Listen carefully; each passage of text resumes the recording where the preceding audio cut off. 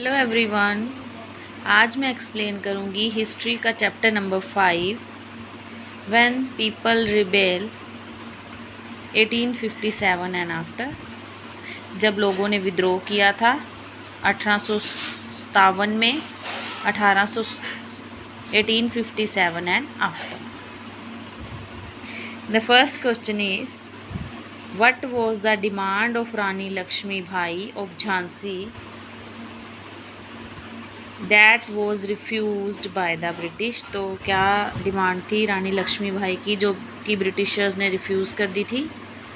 Answer is Rani Lakshmi Bai of Jhansi wanted the company to recognize her adopted son as the heir to the kingdom after the death of her husband.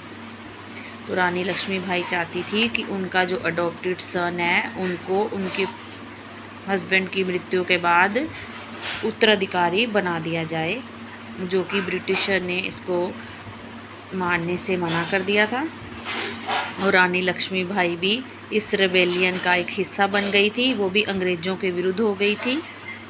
Second question, what did the British to do protect the interest of those who converted to Christianity. It means कि जिन लोगों ने Christianity को adopt किया था Britishers ने उनको क्या क्या फ़ायदा दिया था, कैसे कैसे उनके इंटरेस्ट को प्रोटेस्ट किया था। The Indian who converted to Christianity were allowed to inherit the property of their ancestors.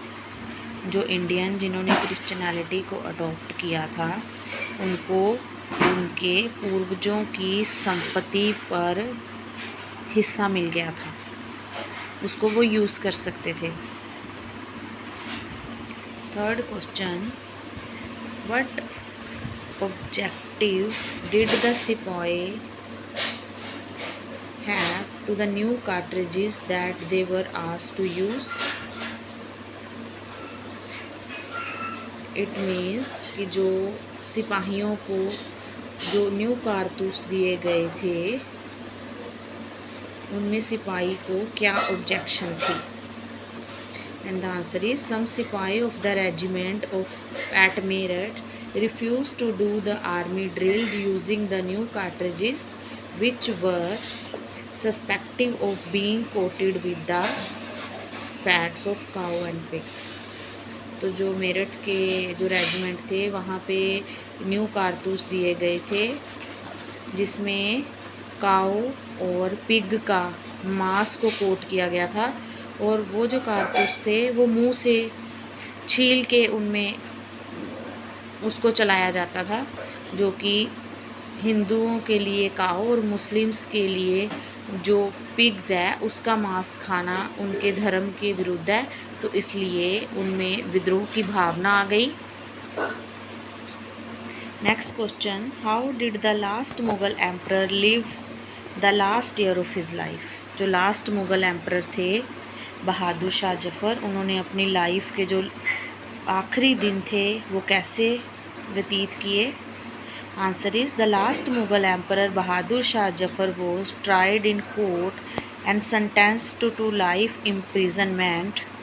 He and his wife Begum Jinnat Mahal were sent to prison in Rangoon in October 1858. Bahadur Shah Jafar died in the Rangoon jail in November 1862.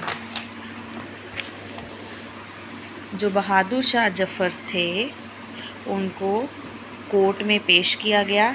यहाँ पे जज ने उनको पूरी उम्र के लिए उम्र कैद की सज़ा सुनाई गई। वो और उनकी पत्नी को रंगून की एक जेल में डाल दिया गया जहाँ उनकी डेथ हो गई 1862 में। Next question, what could be the reason for the confidence of the British ruler about their position in India before May 1857।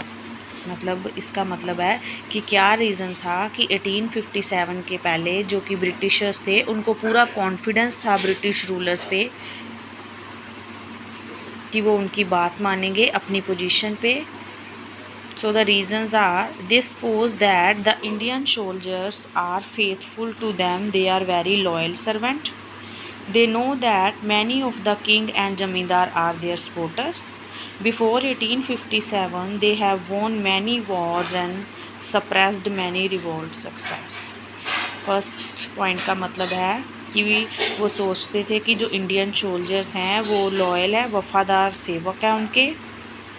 Second point है उनको पता था कि जो किंग है और ज़मींदार हैं वो ब्रिटिश गवर्नमेंट को सपोर्ट करते हैं। एंड 1857 से पहले उन्होंने जो ब्रिटिशर्स हैं उन्होंने वॉर जीती थी और कई विद्रोह को उन्होंने दबाया हुआ था, इसलिए वो सोचते थे कि उनकी जो पोजीशन है वो काफ़ी मजबूत है इंडिया में। What impact did Bahadur Shah Jafar's support to the rebellion have on the people and the ruling family? मतलब जब रिबेलियन शुरू हुआ था तो क्या इम्पैक्ट पड़ा, बहादुर शाह ने क्या इम्पैक्ट पड़ा लोगों पे, कैसे सपोर्ट किया।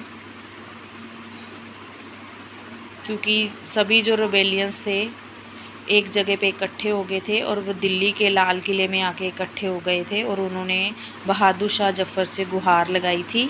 सो the answer is Bahadur Shah Zafar decision to bless the rebellion change the entire situation dramatically. Often when people see an alternative possibility, they feel inspired and enthused. It gives them the courage, hope and confidence to act. मतलब जब बहादुर शाह जफ़र के बाद सभी rebellion आए हैं तो जो सारी सिचुएशन थी वो ड्रामेटिकली चेंज हो गई। ब्रिटिशर्स सोचते थे कि बहादुर शाह जफ़र ऐसा नहीं करेंगे, उनके ख़िलाफ़ नहीं जाएंगे, बट बहादुर शाह जफ़र को जब दिखा कि एंटायर इंडिया डिफरेंट पार्ट्स में ब्रिटिशर्स के ख़िलाफ़ विद्रोह कर दिया है, तो बहादुर शाह जफ़र ने उन रिबेलियन का साथ दिया।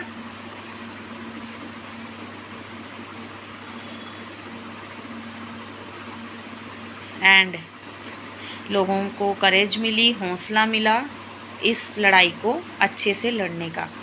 Next question, how did the British succeeded in securing the submission of rebel land owners of Awadh?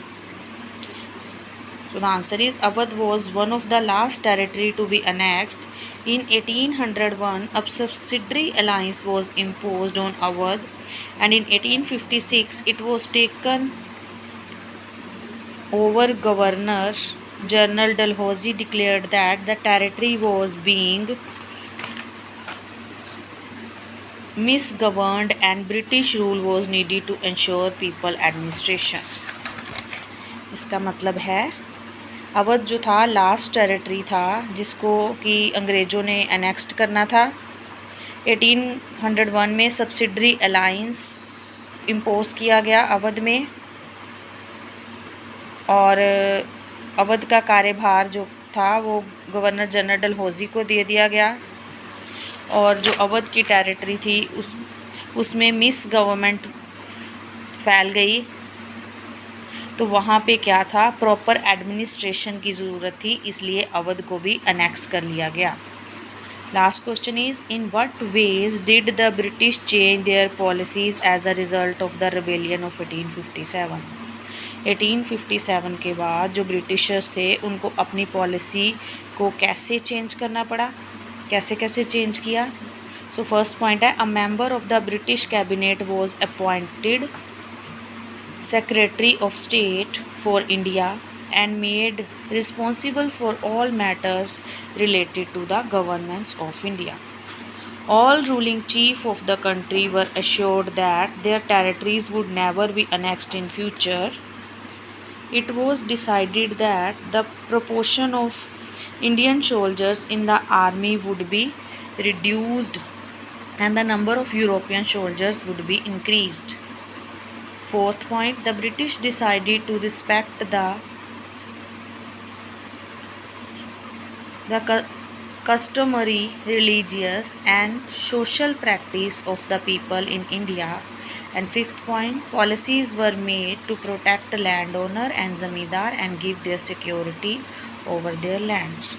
तो एक number of British cabinet appoint की गई इंडिया में, और जितने भी ये मैटर्स थे इंडिया गवर्नेंस के रिलेटेड वो वहाँ पे रखे गए।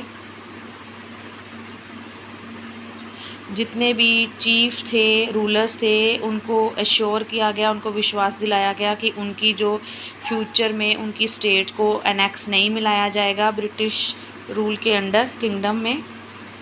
और ये थर्ड पॉइंट में it was decided that the proportion of Indian soldier, मतलब जो इंडियन सोल्जर्स की जो गिनती है आर्मी में ब्रिटिश फ़ौज में उसको कम किया गया और यूरोपियन फ़ौज की गिनती को ज़्यादा किया गया। ब्रिटिशर्स ने डिसाइड किया कि वो इंडियन रिलीजियस और उनके कस्टम्स की रिस्पेक्ट करेंगे। पॉलिसीज़ बनाई गई to protect the land owner and zamindar and give them security over their lands.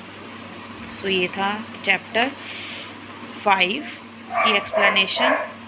If you like the channel तो आप मेरे चैनल को लाइक करो, अगर आपको यूज़फुल लगता है आप कमेंट करो, और अगर आपको कुछ और वीडियोस चाहिए तो आप मुझे बोल सकते हैं।